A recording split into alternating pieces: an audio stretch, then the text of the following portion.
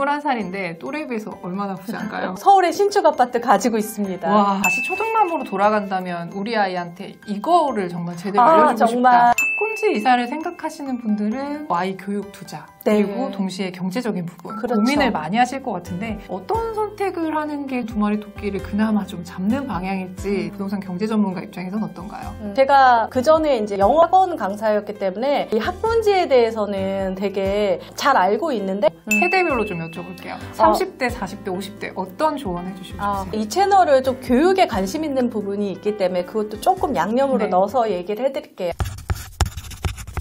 안녕하세요. 교주팝 스튜디오 주단쌤입니다. 오늘 스튜디오에는요. 부동산 경제 전문가이신 정지영 소장님을 모시고 좋은 말씀 들어보도록 하겠습니다. 안녕하세요. 안녕하세요. 저희 채널에서 부동산 경제 전문가는 처음으로 모셨어요. 네, 정말 기대가 큰데요. 부동산 경제 전문가시지만 동시에 아드님을 하나 두고 계신 엄마라고도 하셨어요. 단도직입적으로 한번 여쭤보겠습니다. 아드님 지금 몇 살이시죠? 21살. 21살인데 또래에 비해서 얼마나 부자인가요? 서울에 신축 아파트 가지고 있습니다. 와, 근데 어떻게 그렇게 된 거예요? 바로 청약 통장으로 시작을 했습니다. 청약이요? 네. 지금은 조금 법이 바뀌었는데 저 아이 때는 이제 17세 때, 그러니까 고등학교 1학년 때 청약 통장을 생일날 선물을 해줬어요. 그때부터 청약 통장에 대한 어떤 점수라든지 그런 게 되거든요. 만 19세 이상 되면요 청약을 넣을 수가 있어요. 우리나라는. 그러니까 만 19세 때 대학을 못 가고 재수를 했습니다. 재수는 대치동 1타 강사님을 찾아서 재종학원을 다녔어요. 매일같이 이제 집에서 다니다 보니까 힘들어서 제가 이제 강남구에 집이 하나 있었거든요. 그래서 아들을 거기다가 두고 이제 학원을 이제 다니게 됐어요. 그러니까 서울 거주자가 된 거예요. 혼자. 세대주가 되고 그러다 보니까 내가 정시도 해보고 수시도 해보면서 많이 느꼈는데요. 이 청약 전략은 수시하고 되게 비슷해요. 맞춰서 하면 되는 거거든요.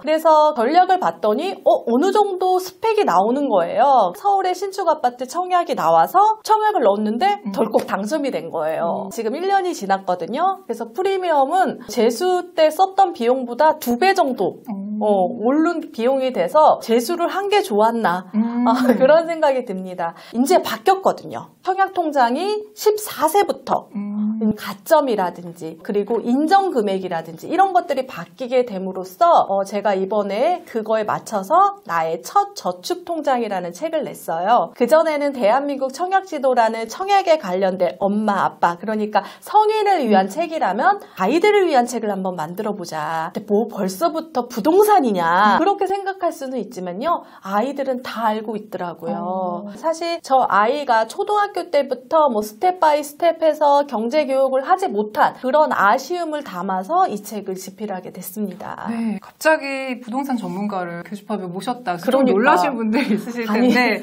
사실 아이들을 위한 책을 쓰셨어요. 네, 아이들을 위한 책이에요. 근데 저도 처음에 깜짝 놀랐는데 아이들한테 청약통장을 만들라고? 이 말이 조금 신기하긴 했거든요. 근데 좀 전에도 말씀해 주셨지만 14살부터 뭐 청약통장을 할 수 있다 이런 얘기를 하셨는데 그게 어떤 내용이죠? 사실 뭐 미리 들어도 상관은 없습니다. 근데 청약통장은요 가입 기간이 길수록 점수가 오르는 그러니까 우리가 가점이라고 하죠. 그렇게 됩니다. 14살부터 청약통장에 가점을 매기기로 했거든요. 청약통장을 오래 가입하면 가입할수록 그 점수가 늘어나는 구조예요. 그래서 15년 동안 가입하면 17점이라는 게 생기거든요. 그러면 그 통장은 그냥 보유만 해도 그러니까 가지고만 있어도 만점 통장이 돼. 그래서 아이들한테 청약통장을 절대 깨지 말라고 그 얘기를 해주고 싶었고 그리고 또 하나 바뀌었던 게 조금 부담스럽긴 하지만 매달 10만 원씩 납입을 하면 그걸 납입 인정 금액이라고 해요. 그래서 1년에 120만 원 그러면 10년이면 1200만 원짜리 통장이 되는데 그 납입 인정 금액에 따라서 또 당첨이 될 수 있는 아파트가 있거든요. 수시와 정시라고 여러 가지 방법이라고 생각하시면 되겠습니다. 그런데 가장 중요한 건 오래 불입하고 많이 돈을 넣는 것이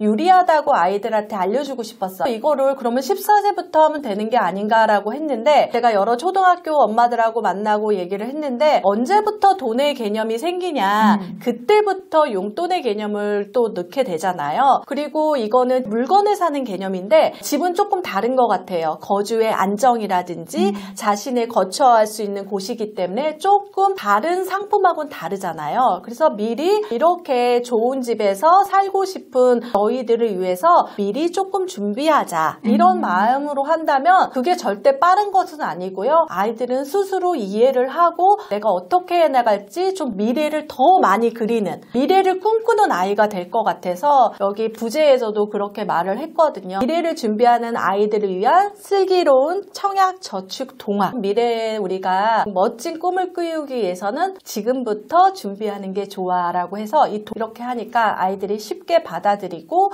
그것들이 어떻게 되는지 되게 재밌어요. 네. 모델하우스 가는 모습도 들어가고요. 그 다음에 중도금 제출 같은 경우에도 되게 어려운 건데 막 기차 그림으로 해가지고 아이들이 이렇게 납입하고 여기 주인공이 이제 당첨된 삼촌이 나와요. 네. 그래서 그거를 이제 간접 경험하는 그런 내용을 하고 아이들이 돈을 쓰고 싶을 때 어떻게 하는지 그런 부분도 저랑 동화 작가님하고 상의를 해서 이 책을 출간하게 된 거죠. 그러면 이 책을 실제로 보는 아이들이 어떤 생각을 하고서 봤으면 좋겠다고 생각을 하시나요? 미래를 꿈꾸는 아이가 됐으면 좋겠습니다. 지금 당장은 내가 이 돈이 다 써버리고 싶잖아요. 대부분 아이들이. 저희 아이도 그랬습니다.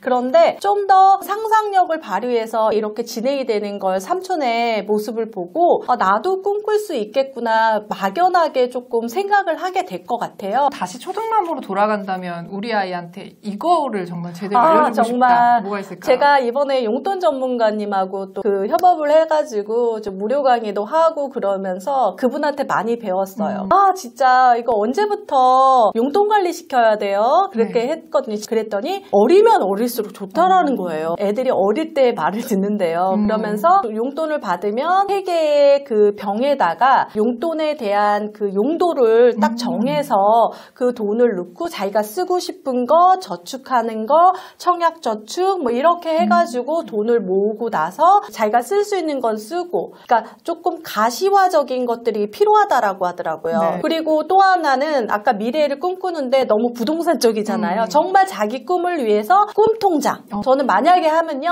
자기가 쓸 돈 하나 그리고 꿈통장 하나 그리고 청약통장 하나 이렇게 조금 나눠서 공세표라고 하죠. 그 조금 세분화돼서 하게 될 것 같아요. 또 아이들이 내가 돈의 크기가 이렇게 정해지고 점점 쌓아지는 것들을 보고 실제적으로 지금 꿈에 대해서 생각하면서 그것을 모아서 쓰는 아이도 있거든요. 저희 아이도 지금은 철이 들었어요. 그랬더니 돈을 되게 많이 모아요. 모아서 혼자 일본 여행을 가서 아이패드를 사왔어요. 100만 원짜리를. 그러니까 모으더라고요. 자기가 꿈이 있으니까. 그런 것들을 어릴 때부터 조금 습관이 되면 더 좋지 않을까. 그런 생각이 듭니다. 근데 사실 이렇게 부동산 경제 전문가를 모셔놓고 아이들 얘기만 하기에는 우리 학부모님들이 좀 아쉬우실 것 같아요. 그래서 제가 전문 분야 말씀 좀 여쭤보려고 하는데 보통 30대에서 50대 분들이 보고 계시거든요. 네. 대부분 내 집 마련의 꿈 그리고 아까 대치동 말씀하셨지만 학군지로 이사 가는 거 뭐 이렇게 꿈꾸고 계신 분들이 있어요. 일단 학군지 먼저 한번 여쭤볼게요.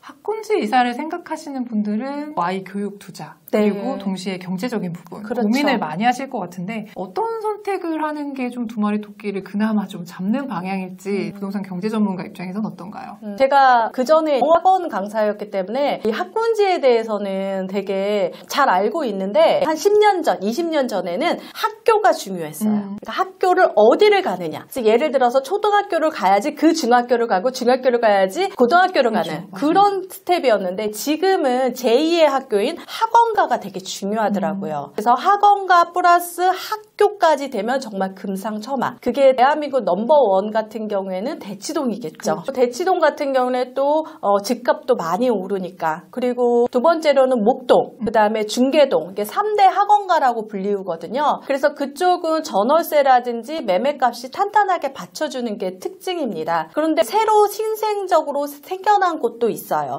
지금 1기 신도시 같은 경우에는 분당은 완전히 탄탄하고요. 그리고 학원가가 없어지는 지역도 생겼죠. 사실은 지금은 안양도 탄탄하지만 조금 쇠락되는 모습. 안양이 탄탄하다가 그게 집값하고 또 연관이 있는 것 같아요. 그리고 최근에 라이징으로 뜨는 학원가가 어디냐면 마포예요. 진짜요? 네. 이건 좀 몰랐어요. 네. 이거는 마포 쪽에 신축 아파트가 들어서면서 그쪽에 수요가 많이 생기고 맞벌이들이 많이 있는 곳에 학원가가 생기는데 학원가는 저는 딱 보면 알아요. 거긴 생길 수 있는 길인지. 왜냐하면 학원은 바닥 면적하고 크기하고 이런 게 있기 때문에 아무데나 생기지 않아요. 최근에 생긴 거 중에 그래서 마포가 집값이 오르는 이유겠죠. 그런데 군데군데 학원가를 생기지만 고등학교를 가면 모든 초점이 진짜 대치동 아니면 목동으로 가게 되더라고요. 되게 특이했던 게 저희 아이가 예체능을 했거든요. 예전 같으면 예체능 학원이 이렇게 따로 있는데 대치동이 예체능 메카인 거 아세요? 저는 깜짝 놀랐어요. 거기 미술학원 많고요. 글쓰기 학원도 있고요. 체육도 있고요. 거기 다 몰린 거예요. 그래서 더더욱 아이가 그쪽으로 가게 된다면 좀 더 매일같이 학원을 가기 때문에 그쪽으로 집을 마련하시는 게 제일 좋고 그래서 대치동이나 목동을 빠르게 이동할 수 있는 곳에 아이가 공부라든지 예체능 쪽에 관심이 있다면 그 이사를 고려해보는 게 좋습니다. 제가 예전에 수원에 살았거든요. 그러면 수원에 살면 아이가 있는 사람은 빨리 분당 가. 왜 여기 있어? 이렇게 얘기하고 광명에 있는 사람은 왜 여기 있어? 목동 가. 이렇게 얘기해주고 왜냐면 언젠간 가게 되거든요. 저도 솔직히 대치동 안 올 줄 알았어요. 그런데 막판에 대치동에 왔더라고요. 이렇게 학원가 같은 경우에 잘 되어 있는 곳들은 눈여겨보셨다가 신축 단지라든지 청약 단지가 나오면 좀 고려해 보시는 것도 좋을 것 같아요. 학원가 같은 경우 인근은 다른 지역보다 전셋값이 높아요. 특히 매년 나오는 뉴스가 있어요. 수능 끝나고 대치동 전셋값 올랐다. 이렇게 되거든요. 그래서 한번 들어가면 몇 년 동안 있게 되는 거죠. 그래서 대치동의 기숙사라고 하는 음마 아파트는 재건축 아파트임에도 전셋값이 되게 높은 편이에요. 우리 대한민국 엄마라면 저도 그랬어요. 한 점이라도 오른다면 이때 아니면 돈 언제 쓰냐. 그런 마음으로 대치동에 보냈던 것 같습니다. 지금 대치동 얘기 많이 해주셔서 서울 얘기 조금 한정된 얘기라고 생각을 하실 텐데 이제 지역 불문하고 세대별로 좀 여쭤볼게요. 30대, 40대, 50대 어떤 조언 해주시고 싶으세요? 그 채널을 좀 교육에 관심 있는 부분이 있기 때문에 그것도 조금 양념으로 넣어서 얘기를 해드릴게요. 30대라고 하면 아이의 연령에 따라서 내 집 마련을 준비를 하셔야 될 것 같아요. 저 같은 경우에도 아이가 5살 때 그때 내 집 마련을 했거든요. 그래서 2년 뒤에 그러니까 7살 때 이제 그 집에 이사 가서 거기 6년을 살아야 돼요. 그래서 오랫동안 살 것을 생각을 해야 되는 거죠.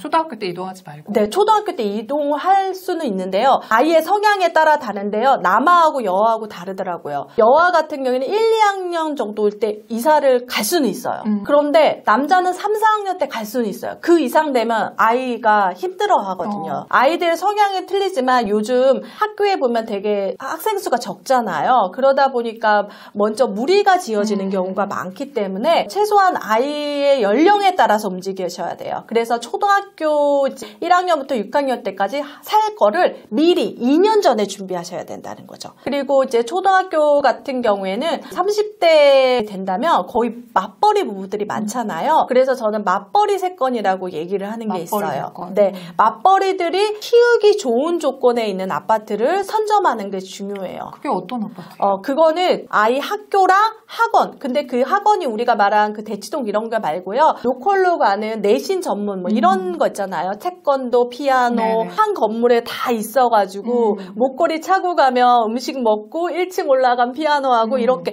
다 세팅이 되어 있는 거. 그리고 엄마 아빠 출퇴근이 좀 쉬운 곳. 그런 것들도 있고요. 또 하나 있어요. 이모님이 잘 올 수 있는 그런 것도 되게 중요하더라고요. 왜냐면 맞벌이면은 이모님이 오셔서 도와주는 경우에서 이모님 구하는 게 또 힘들거든요. 맞아요. 그런 것도 네, 맞아요.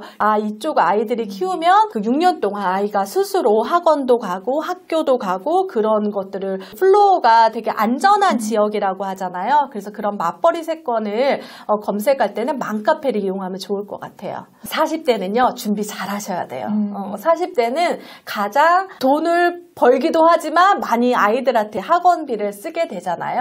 또 아이한테 학원비도 써보고 그랬는데 이게 밑 빠진 물에 물 붓기예요. 이거 해주면 되겠지. 막 20만 원짜리가 30만 원짜리 되고 막 그러더라고요. 그래서 자기의 소득 규모에 따라서 조금 나눠야 돼요. 30대 때 집을 구매할 수도 있고 40대 때도 계속해서 원리금상, 전세자금 대출을 해서 계속해서 이자가 나갈 수가 있거든요. 그래서 그런 부분하고 그 다음에 학원비 부분을 조금 쪼개서 관리를 하시는 게 좋아요. 나중에는 돈을 못 모았다라는 게 되게 많거든요. 이때까지 내 집 마련을 못했다 하면 빨리 하시는 게 좋습니다. 40대 같은 경우에는. 왜냐하면은 이제 돈이 더 많이 아이들에게 들어가게 되거든요. 그렇죠. 그렇게 하시면 더 좋을 것 같아요. 50대 저거든요. 50대 아이를 얼추 다 키우신 분들일 것 같아요. 아이가 대학을 가면 그런 얘기를 해요. 대학교 1학년 때 돈이 가장 적게 들어요.